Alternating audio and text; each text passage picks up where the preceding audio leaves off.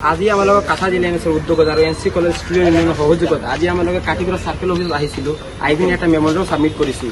আৰু আপোনালোকে সকলোৱে জানে এইবাৰ যিবিলাক ষ্টুডেণ্টৰ বেক আছে, যোৱাবাৰ তেওঁলোকক ফ্ৰী এডমিশ্যন দিয়া হৈছিলে, কিন্তু এবাৰ তেওঁলোকৰ ফিজ দিব লাগিব।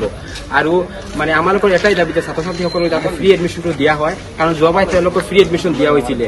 আৰু যাতে আমালোক সেইসকল ছাত্ৰ শিক্ষাৰ পৰা বঞ্চিত নহয়, এইটো আমালোকৰ দাবী। যদি ইউনিভাৰ্চিটিয়ে তেওঁলোকক যদি শিক্ষাৰ পৰা বঞ্চিত কৰে, তেনেহ'লে আমালোকে প্ৰতিবাদ কৰিবলৈ আমি বাধ্য হ'ম।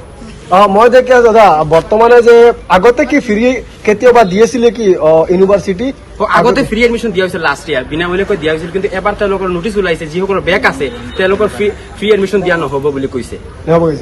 এইটো আপুনি কোনো টাইম দি আছে নেকি? আগতে আমালোকে 4 দিনৰ সময়সীমা বান্ধি দিছো, যদি নহয় তেনেহ'লে শিলচৰত আমালোকে আন্দোলন কৰিবলৈ বাধ্য। আজি আমাৰ লগত কাঠা জিলা উদ্যোগত আৰু এনচি কলেজ ষ্টুডেণ্ট ইউনিয়নৰ সহযোগত আজি আমাৰ লগত কাটিগড় চাৰ্কেল অফিচত আহিছিলোঁ।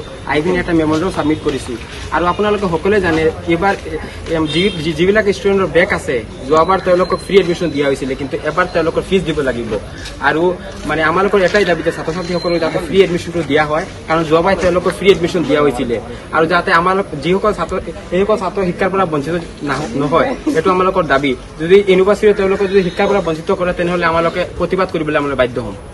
মই দেখি দাদা বৰ্তমানে যে আগতে কি ফ্ৰী কেতিয়াবা দিয়েছিলে কি ইউনিভাৰ্চিটি? আগতে ফ্ৰী এডমিশ্যন দিয়া হৈছিল, লাষ্ট ইয়াৰ বিনামূলীয়াকৈ দিয়া হৈছিল, কিন্তু এবাৰ তেওঁলোকৰ নটিচ ওলাইছে যিসকলৰ বেক আছে তেওঁলোকৰ ফ্ৰী এডমিশ্যন দিয়া নহ'ব বুলি কৈছে।